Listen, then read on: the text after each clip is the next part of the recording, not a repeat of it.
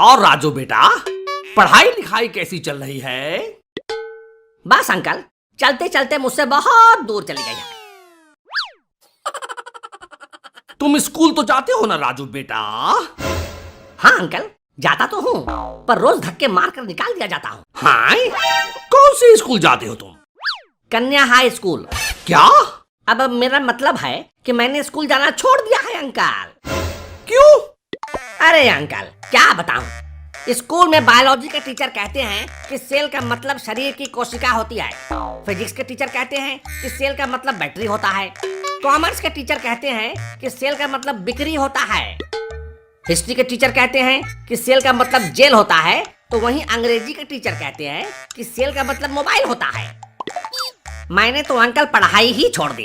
बताइए, जिस स्कूल में 5-5 टीचर एक शब्द का मतलब अलग अलग बता रहे हैं, उस स्कूल में पढ़कर क्या मिलेगा? घंटा। शर्मा जी, ये राजू क्या कह रहा है? आप इसका दाखिला किसी अच्छे स्कूल में क्यों नहीं करा देते? अरे क्या करेगा ये पढ़ लिख कर, एक नंबर का चोट्टा लड़का है। सुना नहीं क्या क्या मंसूबे बांध कर रखा है ये। फिर भी शर्मा जी, एक काम कीजिए, मेरे घर के पास ही एक बहुत बढ़िया स्कूल है, कल राजू को ले जाइए वहां एडमिशन के लिए। वहां की एडमिशन इंचार्ज है मिस लाली मिश्रा। उनसे मिल लीजिएगा। ठीक है, ये भी करके देख लेते हैं।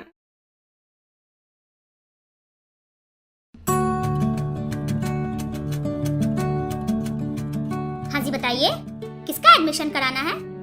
लाली मैडम, ये मेरे पिताजी हैं। जाहिर सी बात है, ये तो अपना एडमिशन करवाएंगे नहीं, एडमिशन मेरा ही होगा।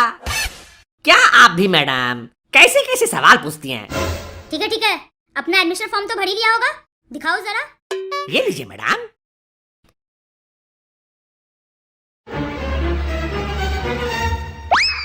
अपने बच्चे को जरा तमीज सिखाइए। अब क्या हुआ जी? ये क्या लिखा है इसने एडमिशन फॉर्म में? 6 वाले कॉलम में लिखा है, नहीं किया, पर कभी कभी हिला लेता हूँ। हमें तो बच्चों को देखकर ही पता चल जाता है कि उनके मन में क्या चल रहा है। अच्छा, आपको सब पता चल जाता है? और नहीं तो क्या। तब तो आपको अपना दुपट्टा पहन लेना चाहिए madam.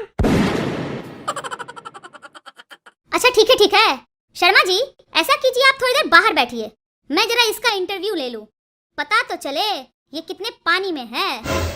Okay madam, best of luck. अरे आप मुझे बेस्ट ऑफ लक क्यों कह रहे हैं? ये आप अपने बेटे राजू से कहिए। ये आपसे इसीलिए कह रहे हैं मैडम, क्योंकि ये जानते हैं कि इसकी जरूरत मुझे नहीं, थोड़ी देर में आपको पड़ने वाली है। क्या? वो सब छोड़िए मैडम, आप अपना इंटरव्यू चालू रखिए। ठीक है, सबसे पहले मैं तुमसे तुम्हारे घर परिवार और माता पिता के बारे में पूछूंगी। एकदम पूछिए मैडम। ये बताओ कि तुम्हारे पेरेंट्स क्या करते हैं? पता नहीं मैडम, मुझे तो जल्दी सुला देते हैं। अरे मैं ये पूछ रही हूँ कि तुम्हारे पापा क्या करते हैं? जी वो रोज गालियाँ खाते हैं। क्या मतलब? मतलब कि वो BSNL में कस्टमर केयर एग्जीक्यूटिव है। हैरानी की बात नहीं है मैडम, उस कंपनी का ना तो मोबाइल नेटवर्क ढंग से काम करता है और ना ही इंटरनेट कनेक्शन। लोग तो गाली देंगे ही ना। एक बार मेरे दोस्त ने मुझसे पूछा कि मैं कौन सा इंटरनेट यूज करता हूँ। मैंने कहा BSNL। उसने पूछा मंथली क्या देते हो? मैंने कहा गालियाँ। अच्छा ठीक है, अपनी राम कहानी मत सुनाओ। ये बताओ तुम्हारे घर में सबसे बड़ा कौन है? मैं। तुम? कैसे? क्योंकि जो लोग बड़े हो जाते हैं वो अकेले सोते हैं। तो मैं भी तो अकेले ही सोता हूँ ना मैडम, क्योंकि मेरे साथ साथ मेरा नुन्नू भी बड़ा हो गया है ना। क्या? अब मेरा मतलब है कि मेरी मम्मी कहती है कि मेरा चुन्नू मुन्नू अब बड़ा हो गया है, इसलिए तू अलग कमरे में सोएगा, इसलिए मैं अलग कमरे में सोता हूँ मैडम। अच्छा, और सबसे छोटा कौन है तुम्हारे घर में? अरे मत पूछिए मैडम। क्या हुआ, बताओ ना, कौन है तुम्हारे घर में सबसे छोटा? पापा। क्या? तुम्हारे पापा? वो कैसे? क्योंकि वो अभी तक मम्मी के साथ ही सोते हैं। मम्मी मतलब तुम्हारे पापा की मम्मी, मतलब तुम्हारी दादी? अरे मेरे पापा की मम्मी नहीं, मेरी मम्मी के साथ सोते हैं वो।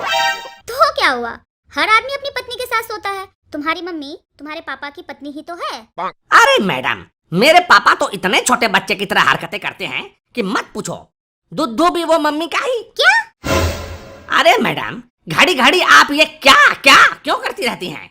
पूरी बात तो सुन लिया कीजिए पहले। मैं कह रहा था कि पापा दूध भी मम्मी के हाथों ही पीते हैं। मम्मी गिलास में दूध भरकर जब तक पापा को अपने हाथों से दूध नहीं पिलाती, वो दूध पीते ही नहीं है। और एक मुझे देख लीजिए मैडम, बचपन में जब मैं दूध नहीं पीना चाहता था तो मुझे जबरदस्ती दूध पिलाया जाता था, और आज जब मैं दूध पीना चाहता हूँ तो कोई पिलाने वाली नहीं मिलती। वैसे आपका दूध पीने पिलाने के बारे में क्या ख्याल है मैडम?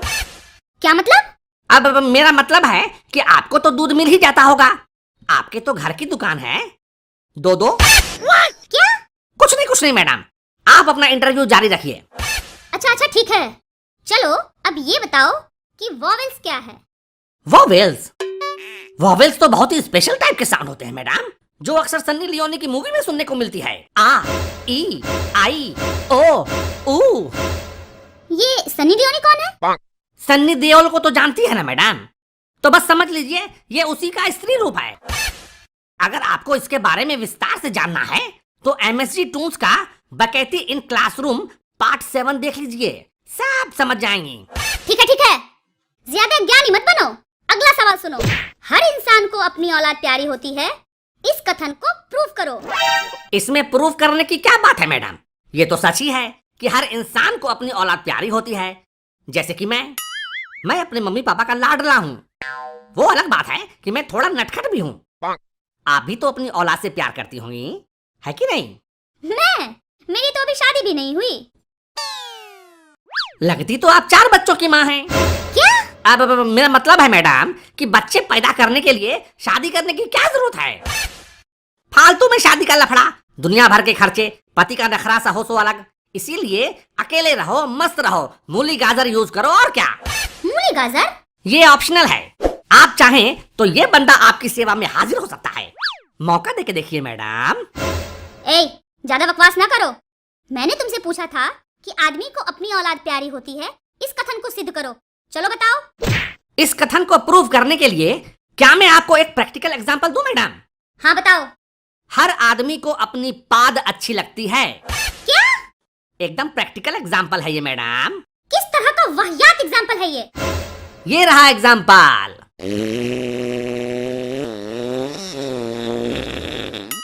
बाप रे बाप, कितनी बदबू फैला दी तुमने। नाश्ते में क्या मरा हुआ चूहा खाया था तुमने? उफ, क्या बदबू है। बदबू? कहाँ है बदबू? मुझे तो कोई बदबू नहीं आ रही मैडम।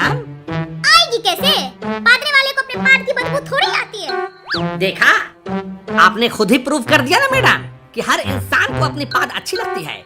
ठीक इसी तरह से हर इंसान को अपनी औलाद भी अच्छी ही लगती है मैडम। कैसा लगा ये प्रैक्टिकल एग्जांपल मैडम?